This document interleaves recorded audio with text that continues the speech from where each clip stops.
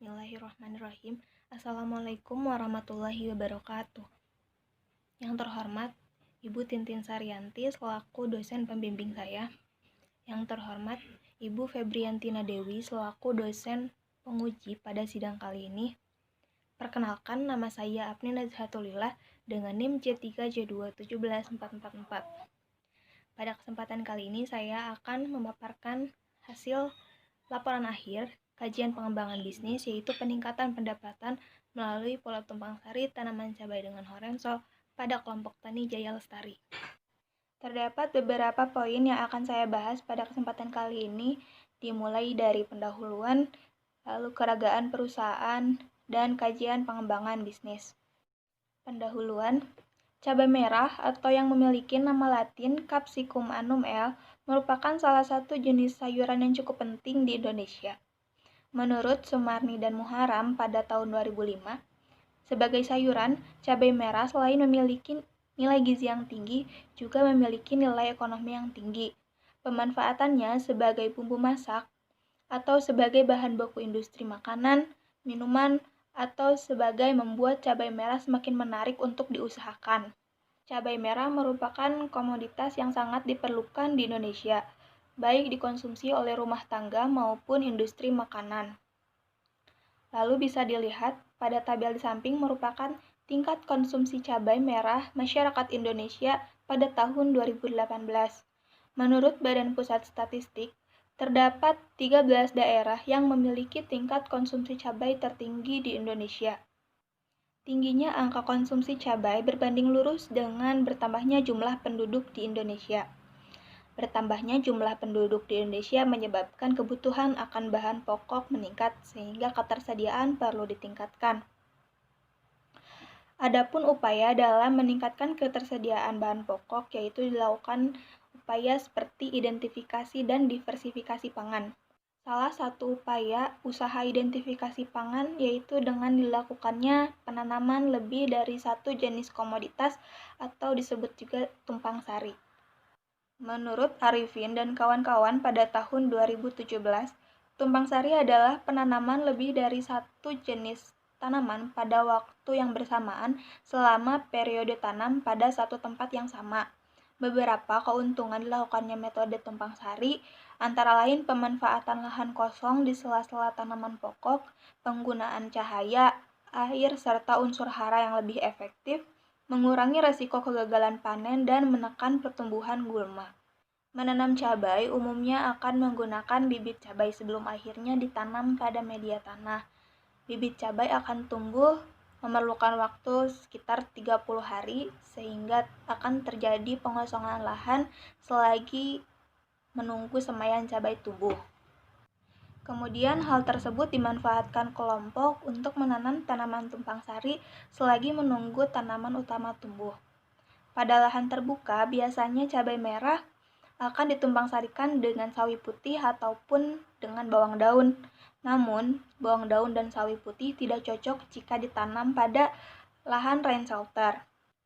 Tanaman Horenso atau bayam Jepang dipilih karena memiliki kriteria yang cocok jika ditanam pada lahan rain shelter, juga memiliki umur panen yang singkat.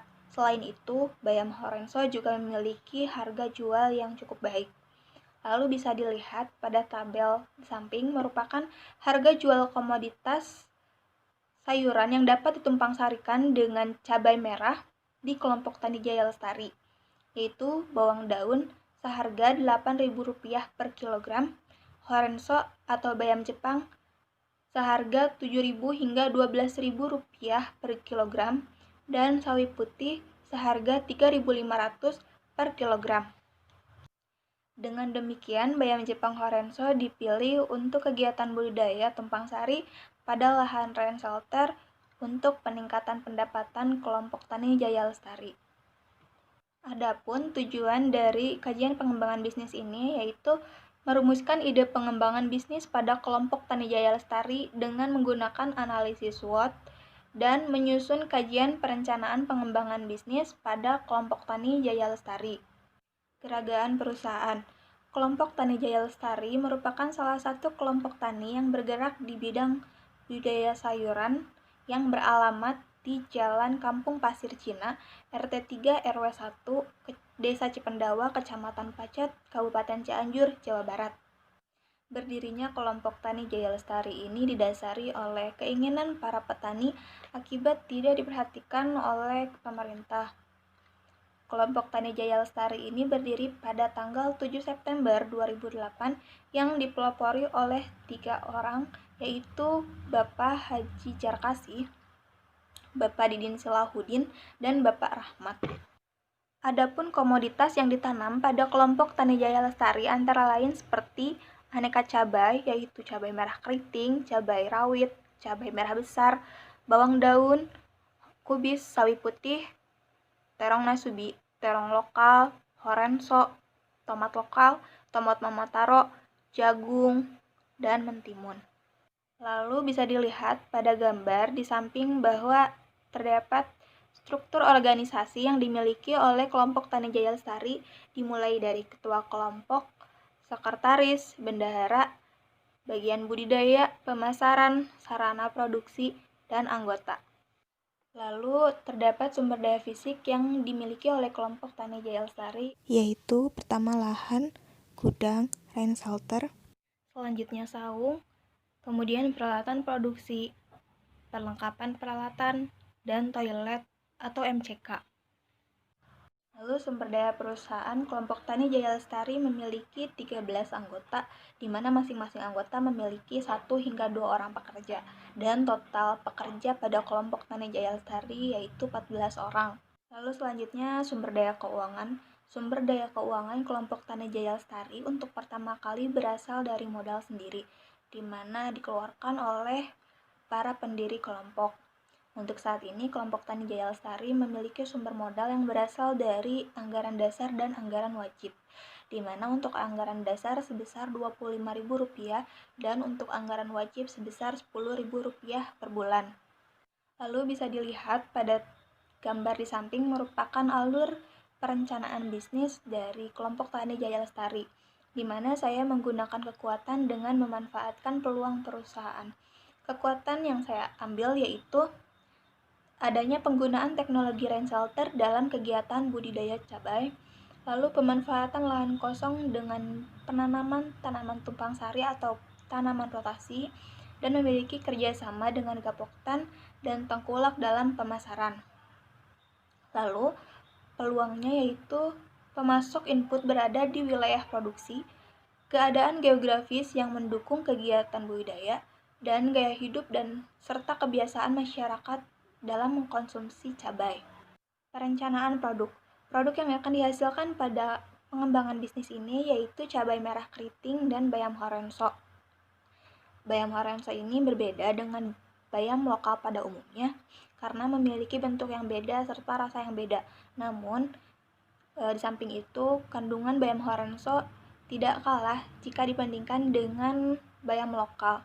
Berikut adalah perbandingan gizi yang dimiliki oleh bayam Jepang dan bayam horenso per 100 gram.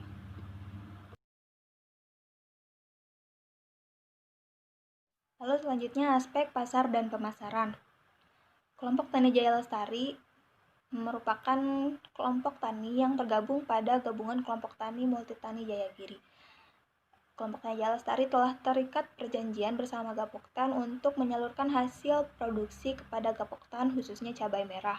Lalu bisa dilihat pada tabel di samping merupakan tabel penawaran dan permintaan dari kelompok Tani Jaya Lestari. Pada sayuran cabai terdapat selisih sebanyak 1.270 kg cabai yang belum terpenuhi oleh kelompok tani.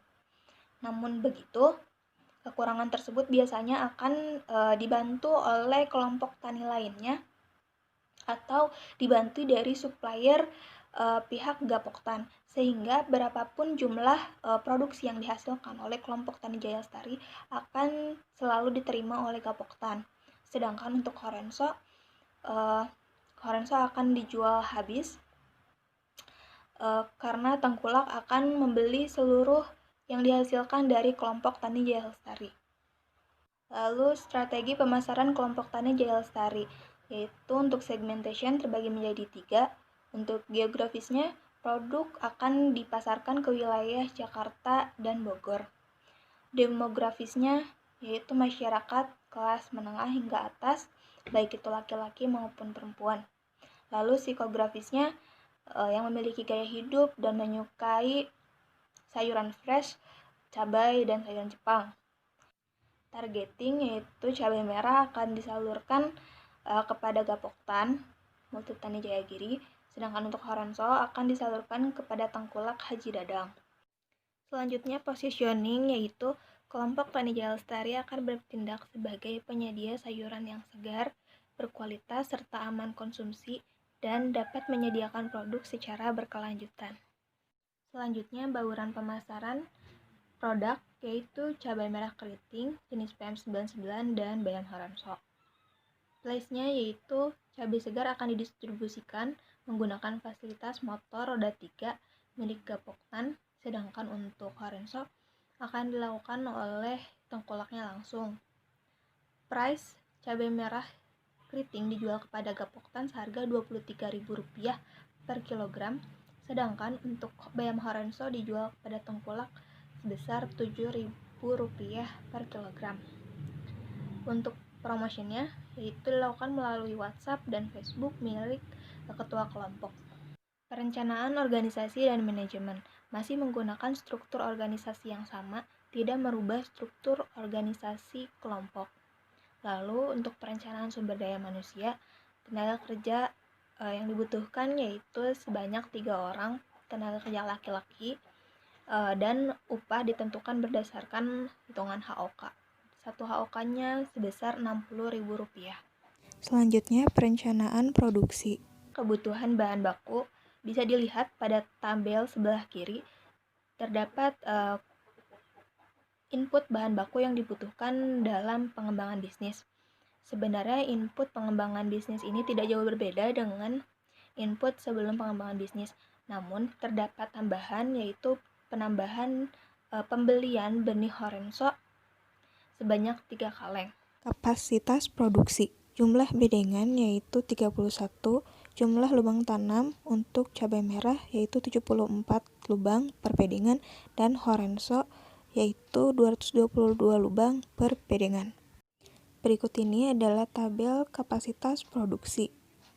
Total produksi cabai merah keriting ini sebanyak 4.129 kg, sedangkan total produksi maksimum untuk Horenso ini bisa mencapai 8.258 kg. Lalu terdapat angka 5%.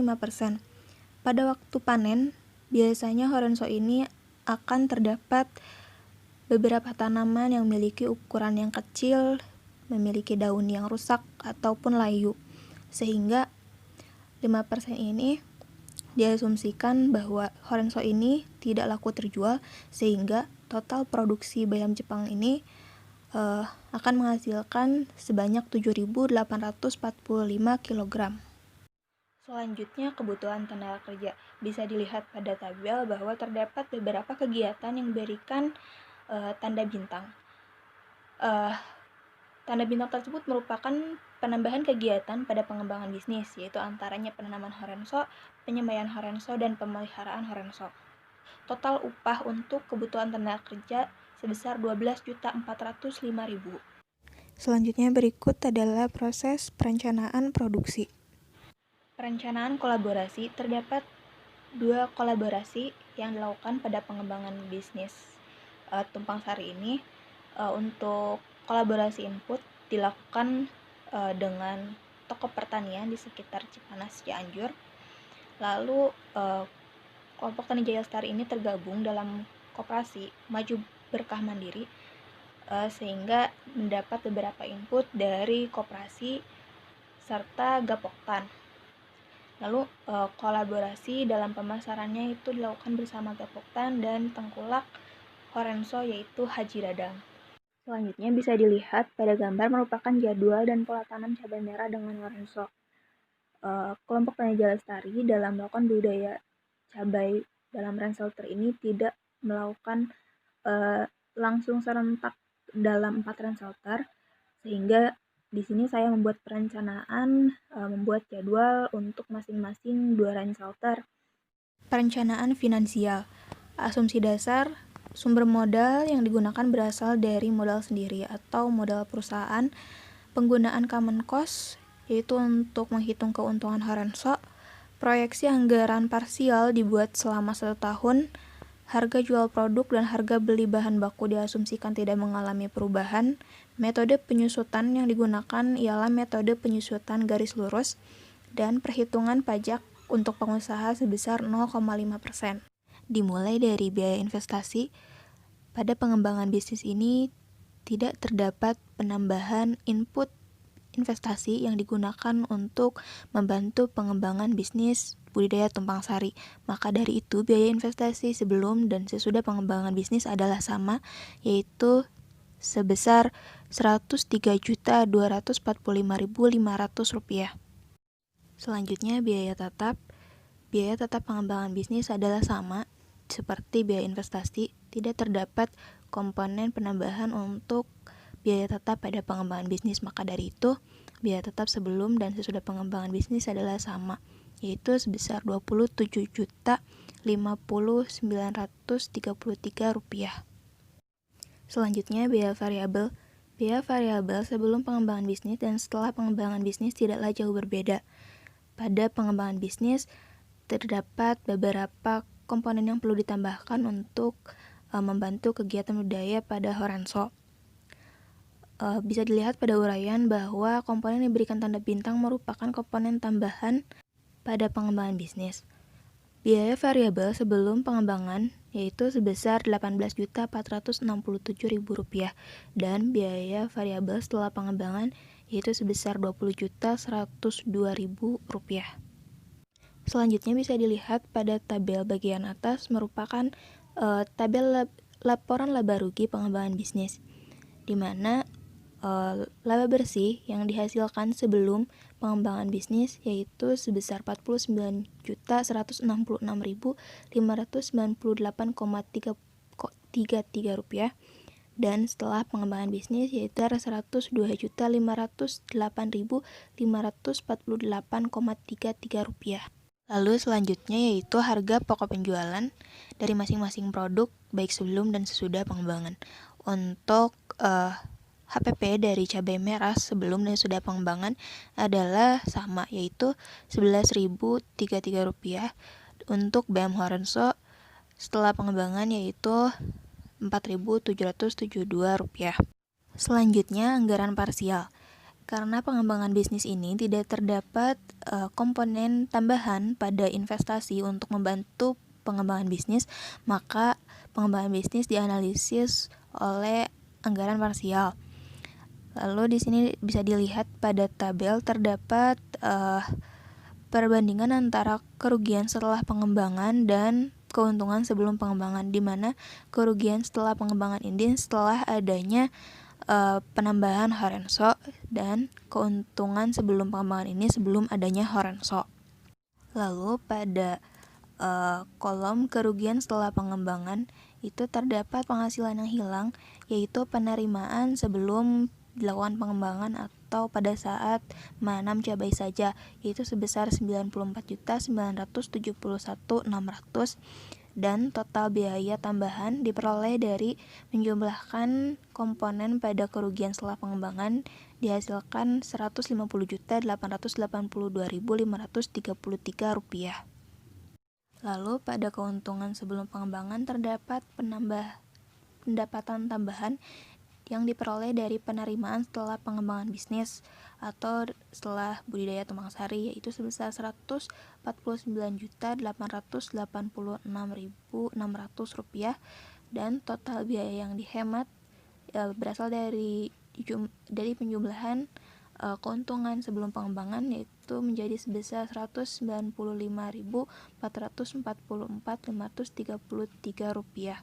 Kemudian berdasarkan analisis anggaran parsial diperolehlah keuntungan tambahan yaitu berasal dari total biaya yang dihemat dikurangi total biaya tambahan menghasilkan Rp44.562.000. Kemudian menganalisis RC ratio untuk mengukur kelayakan suatu usaha. Analisis RC rasio dapat dikatakan layak apabila lebih dari 1. Dan berdasarkan analisis RC rasio, pengembangan bisnis memperoleh RC rasio sebesar 3,18 yang berarti setiap satu satuan biaya yang dikeluarkan akan menghasilkan penerimaan 3,18. Berdasarkan nilai RC rasio, usaha ini dapat dikatakan layak. Selanjutnya kita dapat mengetahui keuntungan dari penjualan Horenso saja berdasarkan common cost, di mana persen common cost yang diperoleh yaitu 1,2% berasal dari luas lahan yang digunakan dibagi total luas lahan kelompok kali 100%. Dari common cost tersebut kita dapat menemukan total biaya Horenso yang hanya digunakan oleh Horenso yaitu sebesar Rp10.224.138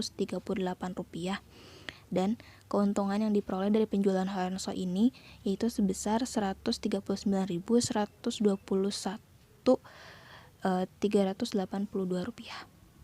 Tahapan pengembangan bisnis. Pertama, identifikasi masalah.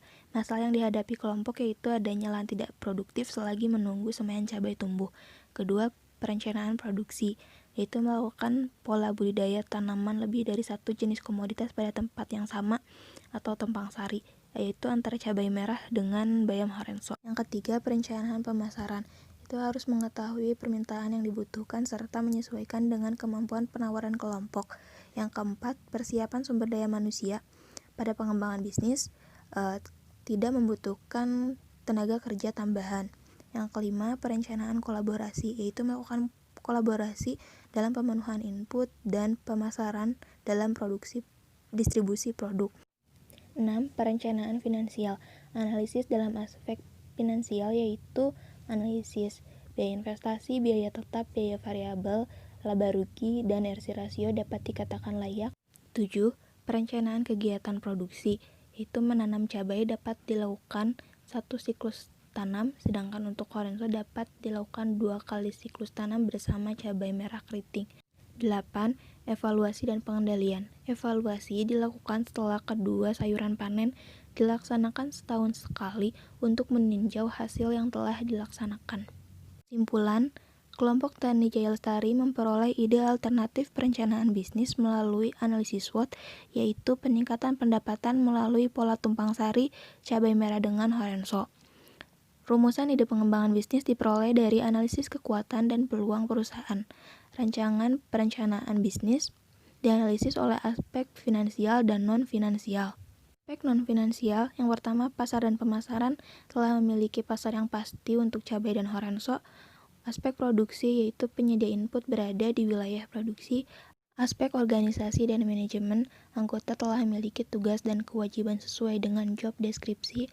Aspek sumber daya manusia, tidak terdapat penambahan untuk tenaga kerja.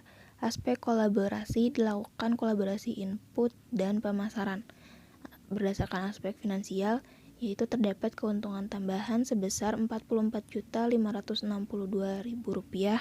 RC rasio sebesar 3,18 yang berarti setiap satuan biaya yang dikeluarkan akan menghasilkan penerimaan sebesar 3,18 dan laba bersih setelah pajak sebesar Rp102.180.198,33.